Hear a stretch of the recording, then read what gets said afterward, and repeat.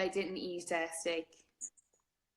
I thought we were I thought we were done. I thought you cut off.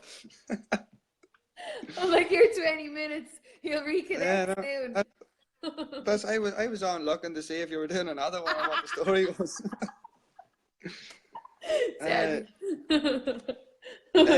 what were we talking about? You were Your boy asked. someone was asking about Rob Dawson training with him, and say for me.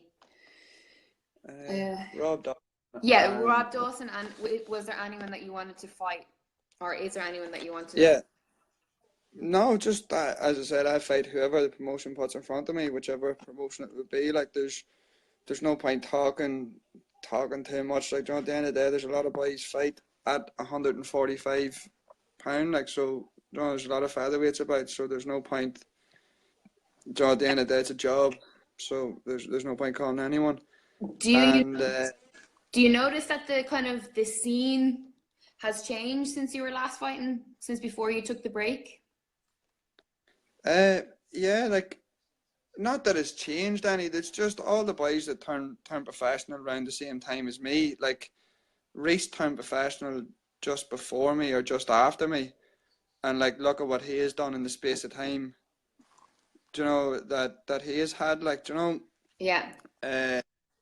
See, like, it hasn't changed as much. There's just a whole lot of people like talking now. Do you know? They're all following.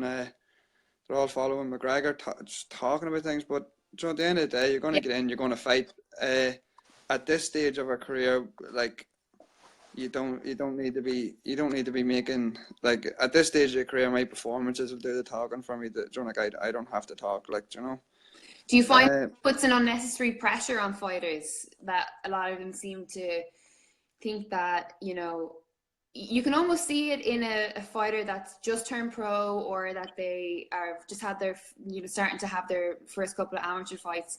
You know, they have it in their head, or they talk like the kind of McGregor effect, and then they get in the ring, and you can actually see it in their face. They're like, shit, I'm actually in a fight right now.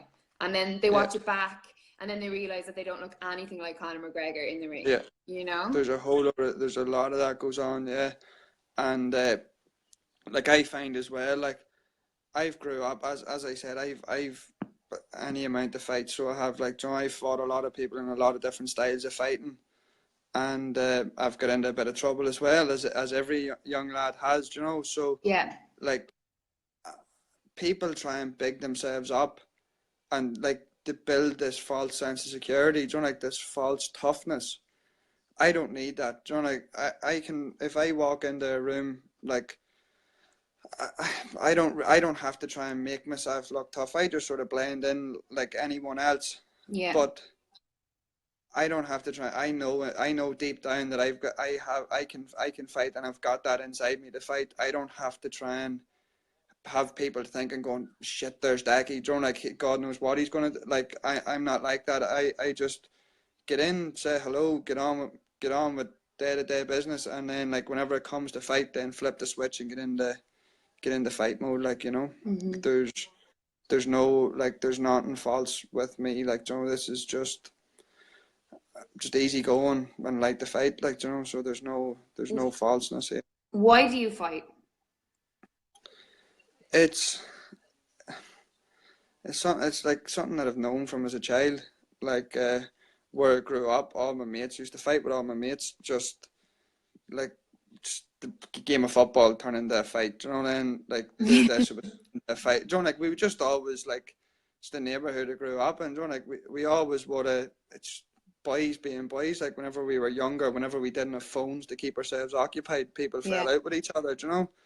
And then whenever I got a little bit older, then my dad, he wasn't a big fan of boxing. Just had a couple of bad experiences in boxing clubs around the town, and he then decided that my first karate coach, like, even now to this day, like, he's still a beast, like, and we went and trained with him, and then it was in Newry, and then just as it laid down to it, then it started. Just like, karate was the thing then that got me into the sport of fighting, and, you know, like, not just just our mates fighting together. So that's sort of led from just being a young lad with nothing else to do to starting karate, and then just love to fight. Like, you know, there's no. Do you take There's losses no. hard? Sorry. Do you take losses hard? Like, do they affect you? Yeah, I can't. It's something I can't deal with. It's very, very hard to process. Like like it's hard that like I stopped playing football due to like losing and being part of a team and having people to blame.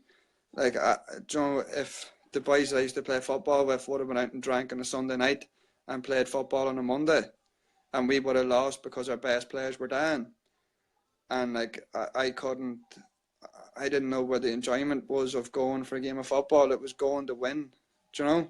Yeah. So like losing something, I find very, very hard to deal with. So where do you think that side of you comes from? Like, were your parents like, you know, like, did they kind of instill that sort of competition mentality on you to like be the best, to win? Like, or is that just something that does it come from being in competition with siblings, or like where does it come from? No, like I've only got one sister who is about 8 or 9 years, well, probably about 7 or 8 years older than me. So like it wasn't in competition with her, but yeah, and she wasn't into this, but she played netball. Like she wasn't into what I was into, but the first ever All Ireland I went to for karate. I fought a boy that came back. I was just came home from the World Championships and got a bronze medal, and he beat me. So he did, and that is one like this is maybe whenever I was 10, like, and that loss is still in my head, like, and that's what then if like, back to the young lad that was in the group in the first the part one. It was his brother and another lad from his club, and they're the only people that have beat me in Ireland, like at that time growing up. And it's something that I would go back. I would, if I won on Sunday, I'd be training on Monday to make sure that it didn't lose in two, because it would be very like jiu-jitsu, you know, like competition after competition. I was back training on the Monday or Tuesday to make sure I didn't lose again, because winning feels great, but it doesn't compare to how bad losing feels. Do you know, like I like winning, but it just don't like losing. Like, you know, so that's where I get like my motivation from. So then on the opposite, when you win, do you dwell on the wins, or do you kind of just cast them off? It's hard. It's more performance. Like to get to where you need to be, it's not a win unless it's perfect, and no fight's ever going to be perfect. So you just have to keep chipping away, and each like my last fight for talk's sake, like I controlled the ground, I controlled the wrestling, I controlled the striking, but there was areas in that I done things that I shouldn't have done. So it wasn't, oh, that was a great performance. It was, this is wrong, we have to fix it. John, it's the same after every fight, like. But whenever I'm older and look back on them, I'm sure hopefully I'll enjoy them. Absolutely, 100%. We've got some questions coming in. Leanne Andrews asked, do you find a lot more pressure on your fighting career with the medicals that are now required? And your old school quiet fight, but do you have sponsors? No, I think it's great with the medicals because, well, it's great, and it's a wee bit too much to fight in Ireland. Like, just there's like I was cleared to fight in England, and I just have to go now and get one more thing cleared, like just like as a backup. But yeah, it's like that's just a wee bit of added expense. But like, look at Cage Warriors that time in the O2 in the 3 arena. Like that could have saved the boy's life that day. So yeah, is 500 £600 dearer than someone's life?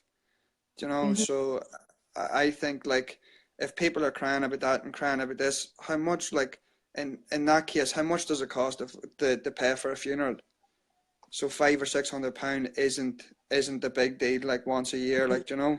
Yeah. That's the way I think of it. The ironic thing is, a lot of the people that are giving out about the medicals online are people who don't fight. Yeah. So like, you know?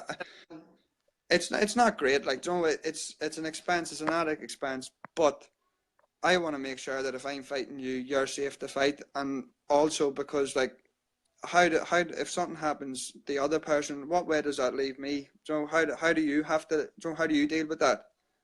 Do you know, so it's a step forward. Like, you know, it's a dear one, but it's a step forward. It is here at the moment, but it's new, you know. So like with anything, the more frequent it gets brought in, the more time passes, the prices will lower. You know what I mean? That's just the way everything goes. Yeah. You know, that's it. Like, do you know what? It is going. There was one about sponsors, wasn't there?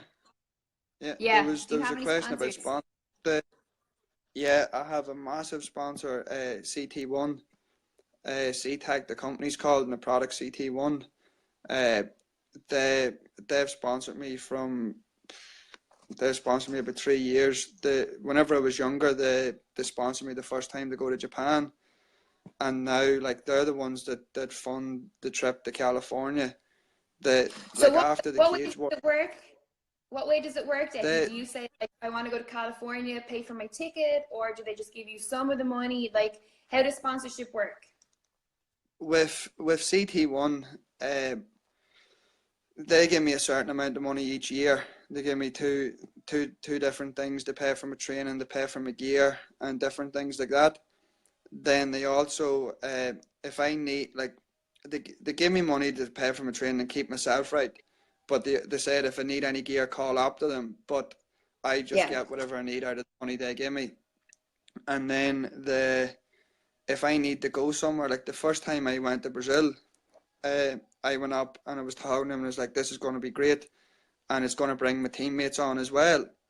So they said, well, instead of you just going and getting better and coming back to the same thing, we'll pay for 4 of your teammates to go. To bring the level of the team, to bring the level of the team up as well. So then that's how we got there. So then who do you think? It was Jerry Smith, Sebastian, and myself, and Paddy O'Neill all went. So Jerry, you know, from the fights and jiu-jitsu, and then Paddy O'Neill, I'm not sure if you know him from jiu-jitsu, the older fella from our club. I don't. Paddy, no? I know him to see him, I'd say. Yeah. So we went to Brazil. Bring Seb so you can translate. Yeah, he ordered the food. Yeah. And then this time they were going to send me, Sebastian, and Martin out, but Sebastian has other things going on at the minute, so he has just, instead of waiting with me and Martin, he has told me and Martin to go on then. So the Sunday after the Cage Warriors, Jimmy, the fella that owns the company, was texting Sebastian saying that done him great getting out there. Go again. So like I'll keep the momentum going and go straight away. Yeah. So I had broke my hand, and Martin had Cage Warriors obviously coming up, and he just because he went 3 rounds got suspended for a month, I think it was, just as precaution. Yeah.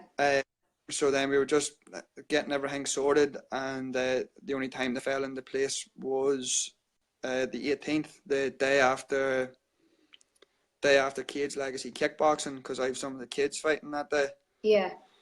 So we're going to fly out then, and it was just give him the dates and he booked the flights, and then he usually gives me a few pound then for going away, like. Yeah, that's amazing. So you're lucky. Yeah.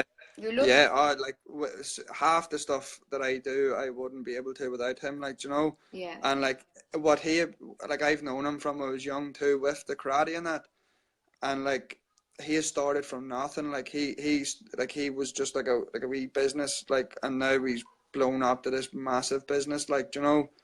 And like, see, even me trying to build my career, having someone that has built a career, although it's something different, it's the same thing, like. So I can go out and just go out for a chat with him and that, like. And what's the name of the company again? CTAG Limited, and the product CT1. A lot of anyone that works in the building site or anything like that will know it. Amazing. Then I have Kieran Morkey, a hairdresser in Newry. While I'm on the topic, I have Armbar Fiber, I have KMS Sports where I work, and then I have Rod Dawson at Mindsport, and Cloud9 has just come on with my food. Sick. So that's me as the five of them. The six of them, Cloud9. I've seen your Instagram posts with Cloud9. Yeah, it's good. Like they've got 6 kilos off in about 3 weeks, so it's going good. Okay. So if there's any girls watching, yeah, anyone looking to lose, definitely recommend it. We've got a couple of comments coming in. John McAleenan, who's that? Your dad, brother? Or you don't have no. That's Teach Paddy McGee. That's he worked in the call. He's no relation of mine. He worked in the call center. For anyone that can't see, John has said, can you teach Paddy McGee to have a stand-up game? And if you say like one more time, Decky, I'll slap the head off you myself. Yeah, that's John. He's the special fella about the town, so he is like the mouthpiece. Like, so that's like again. Zair Guliev says, tell Decky that was a beautiful reverse triangle in Cage Warriors 18. I was real impressed that he finished because it looked like he was down 2 rounds. How confident is he with his jiu-jitsu compared to his spectacular stand-up? That must be Clan Wars, is it? Oh, Clan Wars. Sorry. Clan Wars. No, okay. Yeah. Clan Wars. No, it was. I definitely won the first round, and then it was just a normal triangle in the second. So it couldn't have been 2 rounds down either. No, I think it was. There had a couple of drinks on him when he was watching. I think it was fighting Jared Gilmore, because I think I won the first round, Jared won the second, and he was winning the third, and then just right at the end of it, I caught him in a triangle. So what was I'm really impressed with it. How come? Like, you know yourself, like our jiu-jitsu team's pretty strong, so it is. Well, not as strong as our team, but is it all right? You know, like it's all right. Like it's not a bad place. You know, it's not a bad for training partners. Yeah, no. So, Team Torres have been like because I interviewed Seb I think it was like the Irish Open. I think it might have been like a year and a half ago. And even then, I was like the jump in like Team Torres. So nobody had heard of Team Torres, and then out of nowhere, you were everywhere. Everyone, you were in MMA, winning jiu-jitsu tournaments, the whole lot, you know. So like we have a rate, like there'll be some killers on the mats, like so like I'm confident in my jiu-jitsu. Like there's a lot more of them now, but there's still very few black belts in Ireland, and we have 3 in our team. You know, so like. To have that, you've got Marty from Derry. Who have you got? Seb, then Marty, then another lad. He got his black belt with Gracie Barr, but comes up to us. Eddie, Schwarzby or something. I can't say his second name, but he's a Gracie Barr black belt, and he's from Newry, so he's in our gym all the time. Like so there's 3 black belts. Where else would like? So that's a high level, like. I think, apart from yourselves, I think it will be Team Rhino in Dublin have that amount. I think they've got like 6 black belts now, I think. But we obviously only have Dara at East Coast. We only have 1. SBG would only have John, I think, is the only black belt out there. So I mean, having more than 1 is definitely a luxury, like for sure. Yeah. So it's very good. Like, you know, it's so like I'm comfortable. Like, for the first 6 months of my like MMA, I did absolutely no striking whatsoever. Every day I was grappling, and then it's just to try and, because I don't want to be that agent, John, that can throw a punch, gets taken down and gets submitted, or can throw a punch and like held down. And my first 4 fights, my first 4 was all finished on the ground. Where first fight I submitted him, second fight your boy held me down for 3 rounds, third fight I think I submitted the person, and fourth fight I got submitted. And then after that I was like, I'm not being one of these people that can only do one thing. I want to be an MMA fighter, so I'm getting good everywhere. So that's why I think if you've got a high level strike and no jiu-jitsu, you may as well not be able to throw a punch, because you're not going to be comfortable to throw. Yeah. Don't throw anything. So it's whenever you start getting your ground game and your rest and you're confident with that, then your striking's on a different, like a different. You don't care. Like my last fight, I threw a head kick and slipped, and ended up catching your boy in a triangle. Yeah. So like, you know, you have, if I wasn't confident on the ground, I wouldn't be throwing head kicks. You know, so I'm confident everywhere in my game. I know that obviously MMA, mixed martial arts, it's the combination of all the art forms together, right? That's what makes the sport so great, and that's why we love it. But if somebody had a gun to your head, right, and they were to say, like, you could only have one art form in an MMA fight. Like, I personally, maybe it's because I do jiu-jitsu, but I'm like, I would choose jiu-jitsu. Like, you know, take down and submit rather than like start striking someone. What do you think? There's a right answer. There's a right answer, and there's the answer that I want to say. Like, you know, I love striking, like, but if you can only do one thing, yeah, like every agent can throw a punch, every agent can just wing a punch to close the distance. So I want to, like, I personally would want to strike, but being smart, you'd have to be good on the ground. Like it's like, as I said, my first 6 to 8 months was just jiu-jitsu.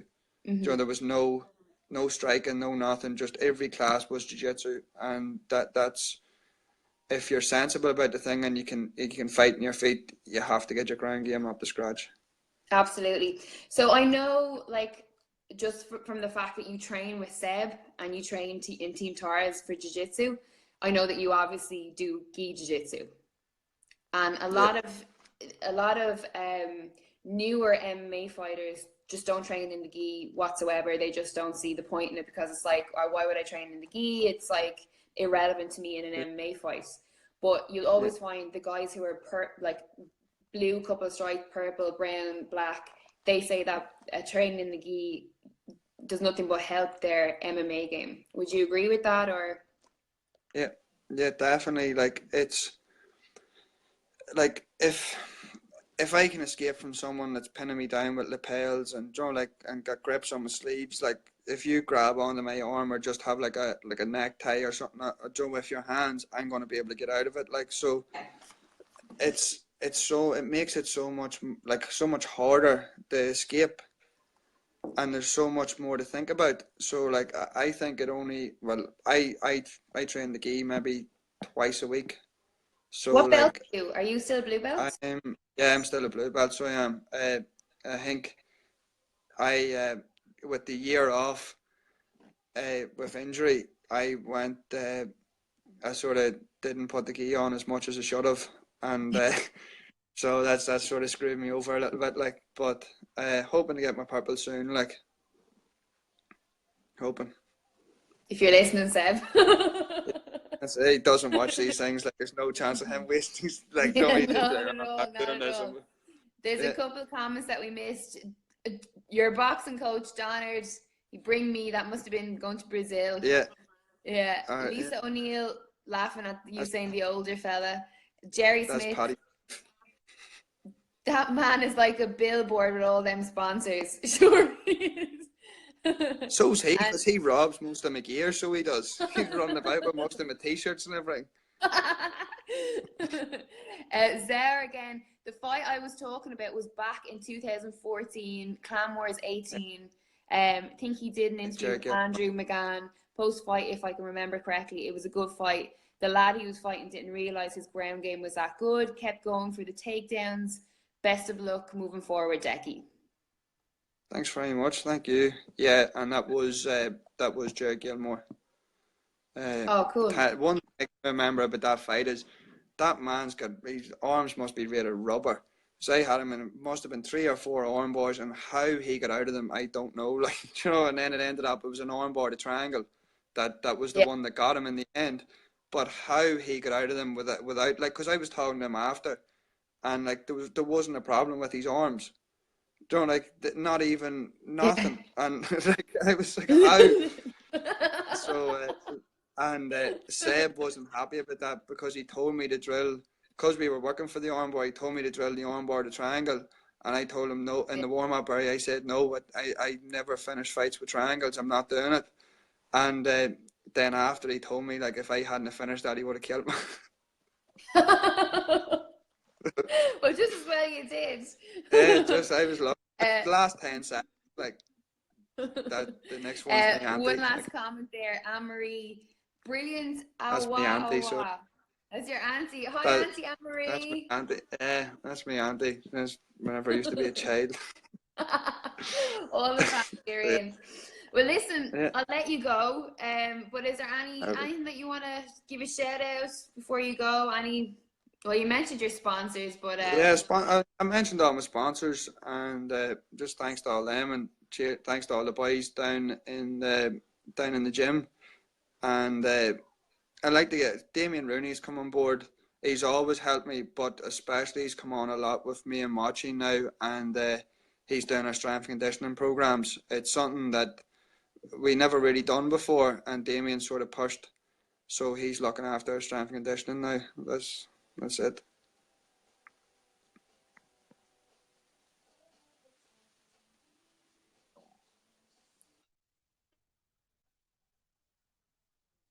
Yeah. Yeah, I can hear you. Yeah, Damien Rooney, the MMA fighter. Right fitness. That's it, yeah. So he's looking after that. Yeah, yeah, it is. Yeah, so he's someone that was stuff. All right. we're starting to slow down again, so See I'll you let later. you go. Good to talk to you, and we'll get you for a proper interview. Yeah. Bye. I'll You see too. you. Take it easy.